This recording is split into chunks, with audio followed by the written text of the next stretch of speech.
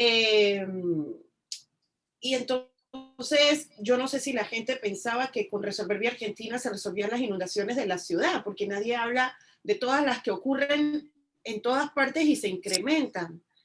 Y a mí no me molesta cuanto que en general no haya un poquito más de capacidad de análisis cuando hemos dicho antes, lo seguimos diciendo y lo seguiremos diciendo, que cuando se hizo el plan de ciudad, el diagnóstico era que había que intervenir el casi 40% de la infraestructura de drenaje de la ciudad. Era una cosa muy seria, porque nuestro casco urbano, entendiendo estos corregimientos que conforman lo que entendemos como ciudad, San Francisco, Betania, eh, Bellavista, su infraestructura data de los años 40, 50, 60. Entonces es imposible contener en esos drenajes toda la demanda que le han puesto los rascacielos, los centros comerciales, las nuevas urbanizaciones a esa misma infraestructura, sumado a que hemos devastado esas esponjas naturales que tenemos en la costa, los manglares, los humedales,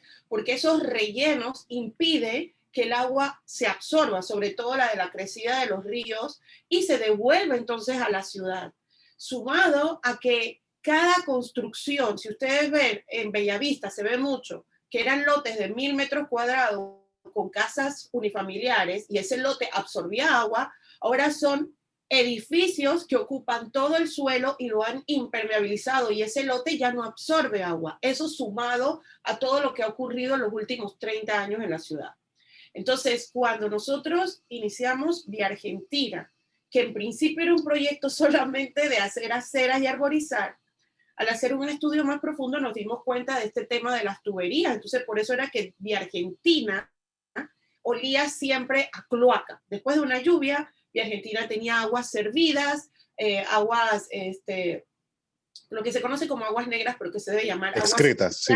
excretas, porque se desbordaban esos drenajes. Entonces, lo que hicimos en esa intervención no fue un maquillaje, sino reemplazar esas estructuras. ¿Qué Sí. pasa? Eso es un pedacito, eso está interconectado con un sistema que, como digo, está obsoleto y que además nuestros ríos que circundan toda la ciudad están estrangulados, entubados, desviados y eso incrementa los problemas de inundación. Entonces hay que ser un poco más serio, que no se trata de un tema politiquero ni de campaña, es un tema estructural de nuestra ciudad que tiene riesgos muy graves de inundaciones ante estos malos manejos. Pero a ver, aquí para entender un poco, ¿no se tomaron decisiones a nivel institucionales? Porque yo entiendo que también la alcaldía asumió en su momento trabajos que el IDAN no, o no pudo o no quiso realizar o involucrarse. Esto es correcto porque si hablamos de este esquema o este sistema que tenemos que data de hace tanto tiempo, que definitivamente no solamente es obsoleto, sino que colapsó, ¿quiénes Exacto. no tomaron decisiones en su momento?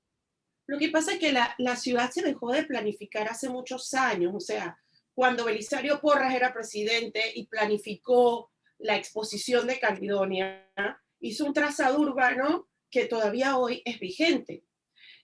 Pero cuando luego ¿cómo le digo? La iniciativa de hacer ciudad la mueve el sector privado, la planificación o la urbanización va detrás por parte del Estado, es decir, se crea Bellavista, estos lotes servidos para residencias y luego la ciudad entonces va poniendo los servicios y así vemos cómo surgen hoy día urbanizaciones en medio de la nada y después tiene que llegar el agua y tiene que llegar la carretera y tiene que llegar esto y lo otro. Entonces, esa forma de hacer ciudad, que es muy rápida para vender casas y apartamentos, es muy lenta para prevenir y resolver los problemas en los que hoy nos encontramos.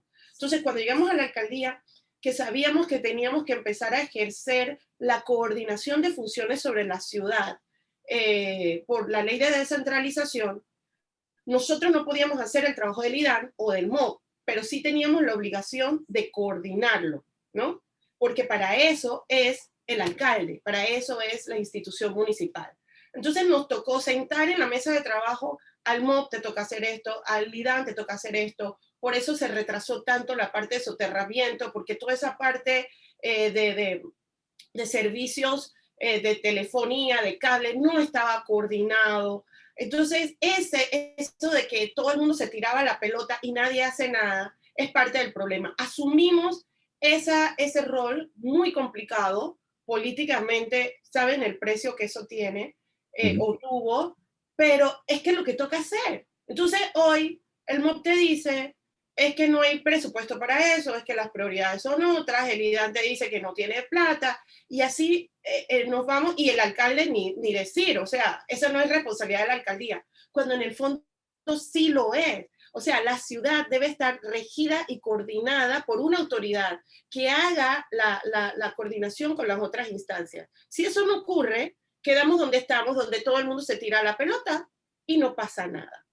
Ahora, en este punto, en su conocimiento, no está ocurriendo absolutamente nada para mitigar esta situación. No, en este momento, o sea, toda la planificación que se dejó, incluso se dejó para el Ministerio de Obras Públicas, todo el plan, el estudio y el diagnóstico y el plan de inversión que había que hacer, lo entregamos. Dejamos también entregado al Ministerio de Economía y Finanzas una serie de proyectos de prefactibilidad de inversiones públicas que había que hacer en función del plan de ciudad. O sea, si la ciudad estaba creciendo hacia acá, cómo hacer las inversiones públicas que requiere esa ciudad, hacer contención de la huella urbana, porque la ciudad no puede crecer indefinidamente hacia potreros, bosques, costas. Entonces la ciudad había que contenerla y donde se contiene hay que hacer inversión pública para poder densificarla.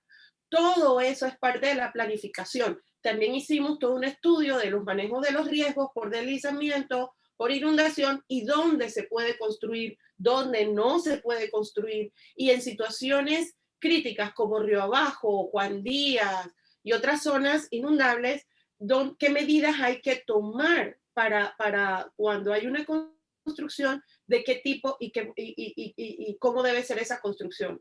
Todas esas cosas quedaron engavetadas. La alcaldía que debía darle seguimiento en primera persona, porque esa es la institución de donde surgen estos estudios, no está asumiendo esa responsabilidad, y mucho menos las instituciones nacionales. Entonces, estamos en una anarquía urbanística que no se ven los resultados a corto plazo, sino que a mediano plazo se van sumando y van desmejorando la calidad de vida de las personas. A mí me preocupa mucho lo que está pasando en Panamá Norte, porque Panamá Norte, siendo parte importante de la cuenca del canal, gran parte de ese territorio, el modelo de urbanización que se está dando en ese sector es exactamente igual que el que se dio en las zonas bajas de la ciudad y que han generado los errores y los problemas que tenemos. Impermeabilización de suelo, pérdida de áreas verdes, encajonamiento y entubamiento de ríos. Esas personas van a empezar a ver las consecuencias de esas malas prácticas urbanísticas en los próximos 5 años.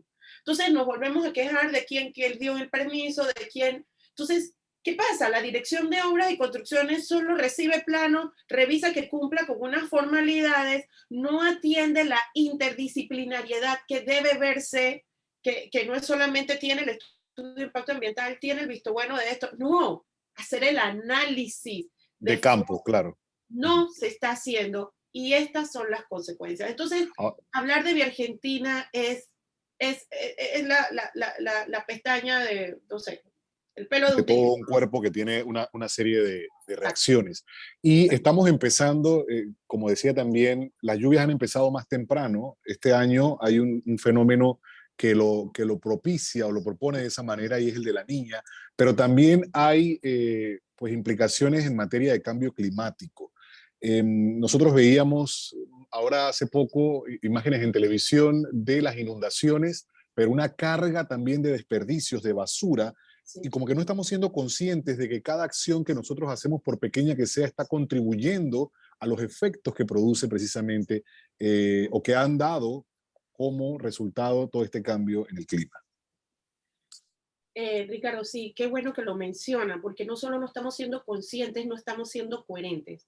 Yo creo que Panamá tiene información suficiente, estudios diagnósticos, convenciones, acuerdos, leyes en demasía para atender estos desafíos que tenemos como ciudad y país.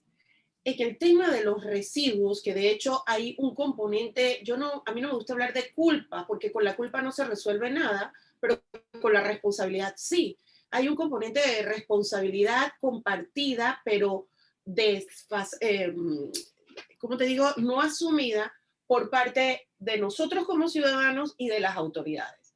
Cuando nosotros hicimos los estudios para el plan de la ciudad sobre el tema de la basura, salió como el primer problema de la ciudad. Y el 80% de las personas del área metropolitana, incluyendo La Chorrera, Raiján y San Miguelito, estaban dispuestas a reciclar. En ese momento estábamos generando 2.000 toneladas diarias de basura. Eso es mucho. Ya nos posicionaba como el primer lugar de la región en mayor generación de basura. Hoy, y tiene mucho que ver la pandemia del COVID y cómo han cambiado nuestros consumos y se incrementó los desechables, etcétera, estamos generando hasta 4.800 toneladas diarias de basura, o sea que más del doble. Cerro Patacón ya no tiene la capacidad de procesar, porque la capacidad del suelo también de transformar estas materias que encima no estamos separando, sino que estamos echando Solo todas las... depositadas, así. Están contaminando agua, están contaminando suelo. La capacidad de recolección es insuficiente. Están usando ese sistema de retroexcavadoras que están haciendo más desastres que bien. Hay pataconcitos en toda la ciudad y con esto se incrementan los problemas de salud pública. Existen las normativas para incentivar la recolección por separación de fuentes, para reciclar, pero si no hay una coordinación para que esto ocurra, eso no va a pasar. Entonces estamos botando el 70% de recursos que son, que generan ingresos económicos y lo estamos llevando a convertirlo en basura, a materia que se convierte en contaminación. Y como Panamá es un país entre ríos o de ríos entre mares, toda esa contaminación viaja por nuestros ríos y se va a nuestras playas. Entonces, la gente, el que mejor hace, que es poner su basurita en el basurero El para que tinaco, venga la sí. basura, el que mejor lo hace, estamos mal, porque igual esa basura va a generar otro problema en otro lado. Lo que tenemos que hacer es separar desde las fuentes. Hay ya muchas empresas en Panamá, pequeñas y medianas, que están eh, reciclando, que están recogiendo de la fuente la separación, pero hay que promoverlo. Esto tiene que empezar por ser responsables primero nosotros. Y lo segundo, la autoridad de aseo tiene que actualizarse. ¿Hasta cuándo vamos a estar con el sistema de principio de la década de los 20, con camiones recolectores de casa en casa, donde una ciudad de 1 millón de habitantes, tú no le puedes recoger todos los días la basura de casa en casa? Entonces hay que generar un sistema de corresponsabilidad y sancionar. Nuestra conducta humana no cambia hasta que no hay sanciones y eso está demostrado científicamente. Hay que generar los incentivos, los estímulos, las campañas de concienciación, pero sin multa, sin sanción, no hay cambio de conducta. ¿Por qué en la antigua zona del canal no había basura? No porque había una campaña de educación, porque Certeza había del castigo. multa. Te llevaban al juzgado, te metían presos si tirabas basura. ¿Por qué en Panamá hay basura en la calle? No porque no haya conciencia, es porque no hay sanción. Entonces hay que sancionar. Ahora, antes de finalizar, una pregunta que considero importante es para poder cambiar a este sistema que modernice, por ejemplo, el tratamiento de los desechos. Aquí hemos hablado en su momento acerca de utilizar la basura incluso como energía, como en otros países, pero eso parece que estuviéramos hablando de astrofísica. Esto acarrea una inversión muy alta, es onerosa o en la larga la inversión justifica definitivamente que se haga. Mira, si hay un negocio, si se puede llamar así, de ganar, ganar, es el manejo de los desechos. Cuando estábamos en la alcaldía y había una promesa del gobierno central de traspasar los residuos, el manejo de los residuos al municipio, por el primer año nos visitaron empresas de distintas partes del mundo ofreciéndonos todas el mismo formato, más o menos, de que nada más le garantizáramos X cantidad de toneladas. En ese momento algunas pedían 1.000 toneladas diarias de desechos sin que el municipio tuviera que pagar nada y ellos podían hacer aprovechamiento de esa materia para generar energía. Habían distintas fórmulas, pero básicamente esa era la propuesta. ¿Por qué no lo pudimos hacer? Porque el municipio no gestionaba los residuos. Cuando las empresas se dieron cuenta de esto, entonces empiezan a visitar la autoridad de aseo y tampoco ocurre nada. Entonces, si a nosotros nos estamos ofreciendo, no tienes que pagar nada, solo garantízame tu basura, y nuestra basura era un problema, ¿por qué razón eso no está ocurriendo? A mi entender, tú sabes que aquí en Panamá el factor corrupción con C mayúscula tiene un componente inherente en todo el quehacer económico y de desarrollo, y eso nos frena en muchos sentidos. Yo creo que este tema de la basura no escapa de esa, esa corrupción con mayúscula. Lo segundo es que siempre lo hemos hecho así que cambiar es muy difícil y cambiar es complicado. Sí, cambiar es complicado, pero se puede. Y no solo se puede, se tiene, porque lo que tenemos actualmente es insostenible, está generando problemas económicos graves, está generando problemas de salud pública y de contaminación ambiental grave, y no podemos seguir hablando de cambio climático y de convenios y de cumbres en Glasgow y todo lo demás si no podemos ni siquiera manejar nuestra basura. Imagínate los desechos de la minería, ni hablar, que son 100 veces mayores. Entonces, Panamá tiene que dar un paso de calidad, transparentar la gestión de los desechos, sancionar y generar corresponsabilidades por parte de la ciudadanía y las instituciones y empresas para manejar los residuos de manera responsable.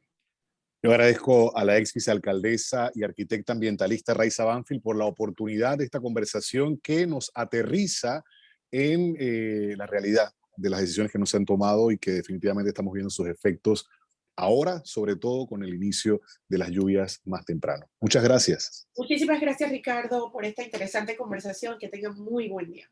Excelente día. Y nosotros avanzamos siendo las 7:11 de la mañana.